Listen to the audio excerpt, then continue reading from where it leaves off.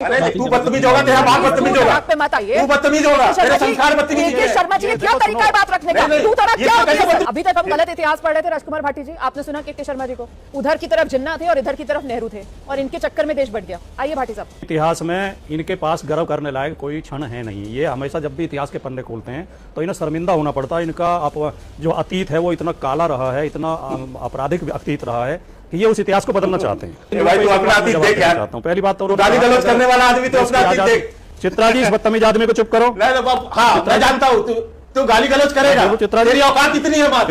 एक सेकंड, यही करे प्लीज प्लीज। कहीं अभी तो कोई जरूरत ही नहीं थी, मैंने तो शुरुआत ही करी बोलनी। इसने गाली गलौज शुरू कर दी इस आदमी ने, बदतमीज आदमी ने। अरे तू बदतमीज होगा, तेरा बाप बदतमीज होगा, पे मत आइए, तू बदतमीज होगा, तेरा संस्कार बदतमीज है। शर्मा जी क्या तरीका है बात रखने का? तू तरह क्या होती है? बदतमीज किसी को बोल सकते हैं? तू तरह क्या होता है? आप रोकिए उनको। तू तरह क्या होता है? मुझे उनको रोकिए। क्या तू तरह तू तरह मत कीजिए सर, क्यों नहीं बोलूं मैं? गुंडागर्दी होगा, गुंडा अपने घर का। सर ये क्या जबान है? तू तरह वाली क्या जबान है सर? तू गुंडा कह रहे हैं। देखिए, जो मैं बोल रहा था, ये जो 3 बिंदु उठाए योगी जी ने, कि एक तो मोदी जी प्रधान उस समय होते जब देश आजाद हुआ था तो और जल्दी हो जाता, देश आजाद ही नहीं होता।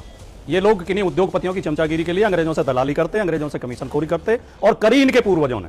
दूसरे, उन्होंने योगी जी ने एक बड़ी हास्यास्पद बात कही है, क्योंकि उन्हें इतिहास का ज्ञान तो है नहीं, पढ़ते लिखते तो है नहीं, कि नेहरू और गांधी ने शासन करने के लिए कांग्रेस बनाई। नेहरू और गांधी ने कांग्रेस नहीं बनाई, थोड़ा इतिहास पढ़ लेना चाहिए। नेहरू और गांधी बहुत बाद में आए हैं कांग्रेस में। कांग्रेस एक स्वतंत्रता सेनानियों का संगठन बन चुका था तब तक। देश की तमाम जो आजादी पसंद आवाम थी, जो आजादी चाहती थी, वो सब कांग्रेस के साथ जुड़ी हुई थी।